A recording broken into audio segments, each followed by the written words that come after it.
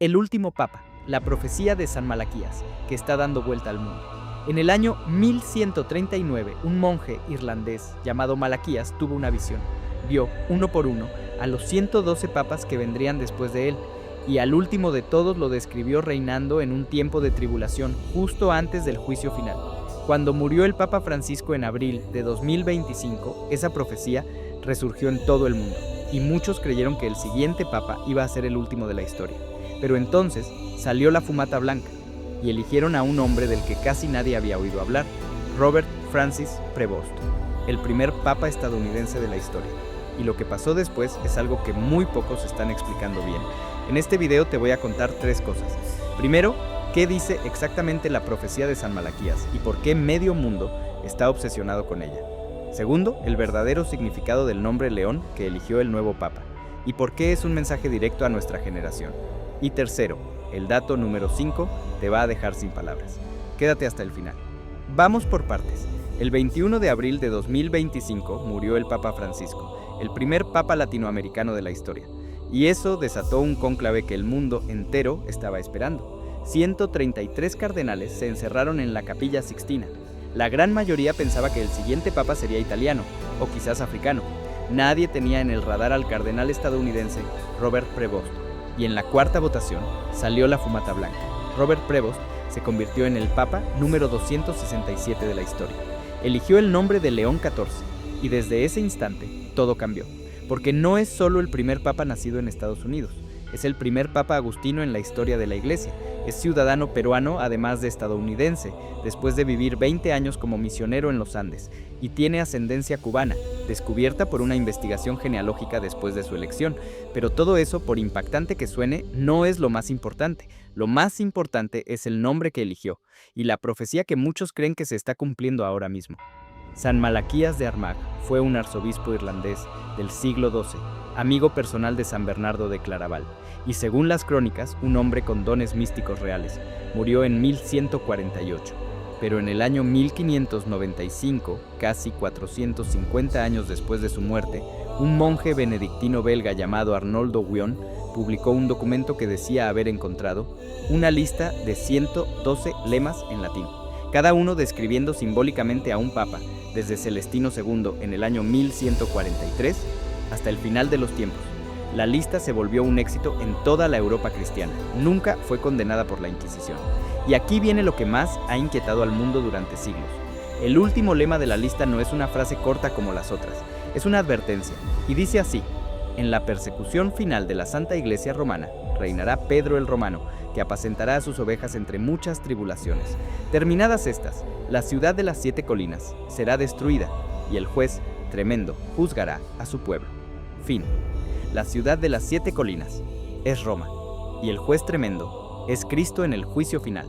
Ahora bien, antes de continuar, déjame ser completamente claro. La Iglesia Católica nunca ha validado oficialmente esta profecía. Nunca. Hay historiadores serios que sostienen que el documento es una creación del siglo XVI, no del siglo XII, lo cual lo convertiría en una falsificación piadosa, no en una profecía auténtica. Pero entonces, ¿por qué no podemos dejar de hablar de ella? Porque los lemas que describen a los papas desde el siglo XII hasta finales del siglo XVI son sorprendentemente precisos. Algunos aluden al escudo de armas del papa, a su lugar de origen o incluso a su apellido de familia. Esa precisión es la que hace que millones de personas, siglo tras siglo, vuelvan a ella cada vez que muere un papa. Y ahora la pregunta que todo el mundo se está haciendo: ¿es el Papa León XIV, el Petrus Romanus, el último papa de la historia? La respuesta directa, según la profecía literal, es no, porque su nombre no es Pedro, y porque muchos conteos ubican al Papa Francisco como el número 112 de la lista, lo cual haría que la profecía ya hubiera terminado. Y sin embargo, vino otro papa después de él. Pero los que defienden la profecía dicen que hay papas faltantes en el conteo, y que León XIV, al haber pastoreado décadas en tierra extranjera antes de llegar a Roma, podría encajar simbólicamente con el texto. La controversia no va a desaparecer. Lo que sí puedo decirte con certeza es esto: el Evangelio de Mateo, capítulo 24, versículo 36, dice con claridad absoluta que del día y la hora nadie sabe, ni siquiera los ángeles del cielo, sino solo el Padre. Como católicos no construimos nuestra fe sobre profecías privadas no aprobadas, la construimos sobre Cristo. Pero sí podemos preguntarnos por qué este Papa, en este momento, eligió ese nombre en particular. Y aquí está la respuesta que casi nadie está dando. Pocos días después de su elección, en su primera audiencia formal con los cardenales, el propio Papa León XIV explicó por qué eligió ese nombre. Y lo que dijo es una declaración de principios para toda una era. León XIII fue papa entre 1878 y 1903. Y en 1891 publicó la encíclica más influyente de la era moderna, Rerum Novarum. Esa encíclica fundó la doctrina social de la Iglesia. ¿Por qué fue tan importante? Porque el mundo estaba viviendo la primera revolución industrial. Las máquinas estaban reemplazando a los trabajadores. Los obreros vivían en condiciones inhumanas. El socialismo y el capitalismo salvaje se estaban devorando a la humanidad. Y León XIII tomó la pluma para defender la dignidad del trabajador, el derecho a un salario justo y la verdad de que la economía debe servir a la persona, no al revés. Esa encíclica cambió el curso del siglo XX. Y ahora escucha lo que dijo el nuevo Papa ante los cardenales. En sus propias palabras, el mundo atraviesa una nueva revolución, esta vez ligada al desarrollo de la inteligencia artificial. ¿Te das cuenta de lo que está diciendo? Está diciendo que así como León XIII enfrentó la revolución industrial defendiendo al trabajador, él, León XIV, enfrentará la revolución de la inteligencia artificial defendiendo a la persona humana. Esto no es una elección casual de nombre, es una declaración de intención, es una promesa de que la Iglesia no va a permitir que los algoritmos decidan qué significa ser humano, qué significa el trabajo, qué significa la familia, y por eso este pontificado puede ser uno de los más importantes de los últimos 200 años, porque está naciendo justo en el momento en que la humanidad se está jugando su propia definición. Ahora, los 5 datos de León XIV que casi nadie conoce. Dato 1.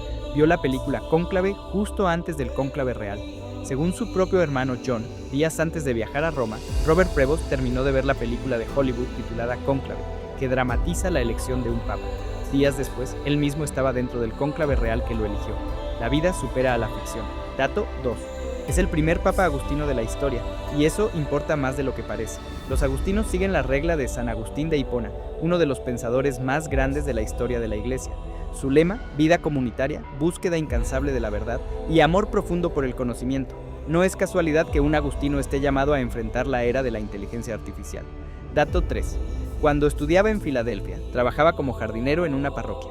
El mismo hombre que hoy es la cabeza visible de más de 1.000 millones de católicos, hace 40 años podaba arbustos y cuidaba jardines para pagarse los estudios. El arzobispo de Filadelfia lo contó emocionado el día de la elección y añadió, ¿no es una historia extraordinaria?